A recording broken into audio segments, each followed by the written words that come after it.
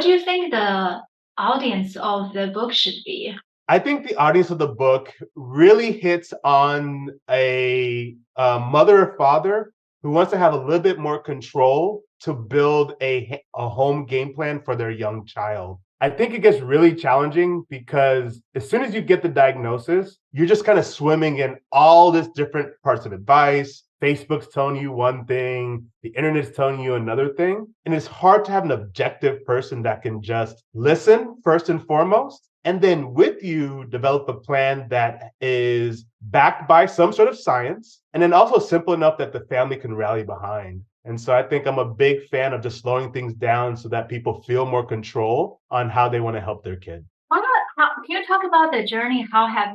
What got your thinking process to focus only on children younger than 5? So the process started to realize that the human brain, body, and development is truly fascinating, but it's also to realize that it's really complex.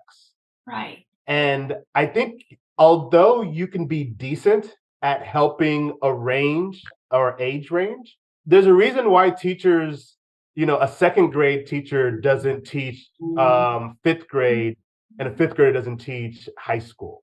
By narrowing what our focus is, we can really be detailed on the subtleties of a 3-year-old and a 4-year-old, realizing that the difference between 4 and 4.5 is really big.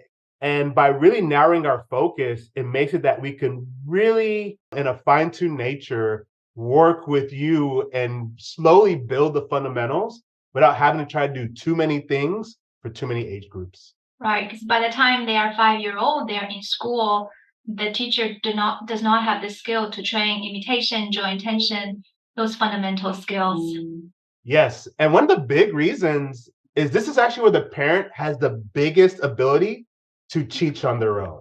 Meaning, as humans, that's actually where we spent most of our time teaching is very, very young kids.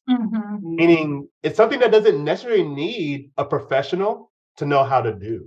And so by us really focusing on the earliest parts of fundamentals, core imitation skills, receptive identification, direction following, that's probably the most comfortable a parent can be. And that's the biggest impact that they can have. What's your plan for the first cohort? What's going to happen during the first cohort parent training? So our first cohort is focused around imitation. And why we decided to do imitation is one of the core skills that is needed to teach almost anything.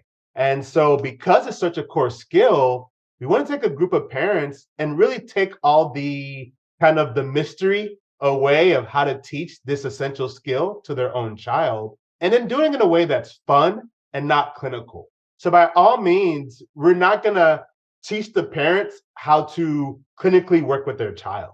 It's embedding fun time within the day where they're still having lots of rich instruction. So we're going to teach our parents to have a dance party with their kid and try to increase their imitation.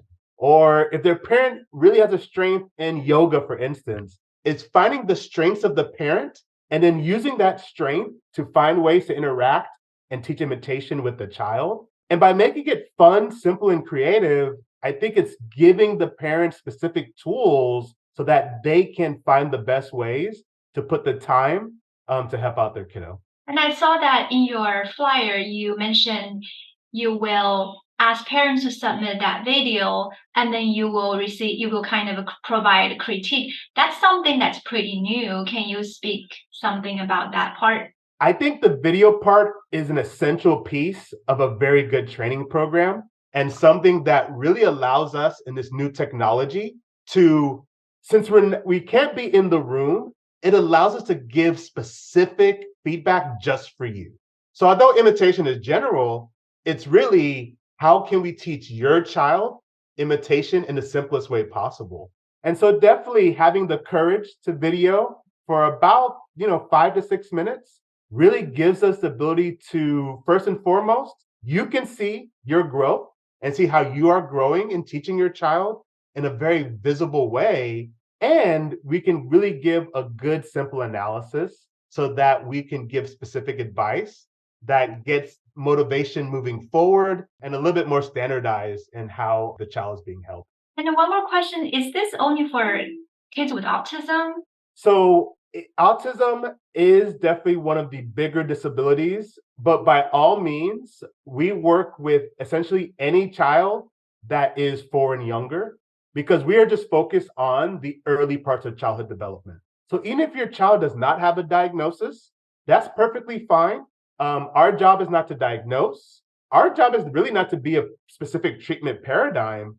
Our job is to be very good at helping parents work with their child and build very good home game plans to help their child learn in the home environment. This is a great, and hopefully you have a lot of parents sign up for it, and I think it's something parents really need.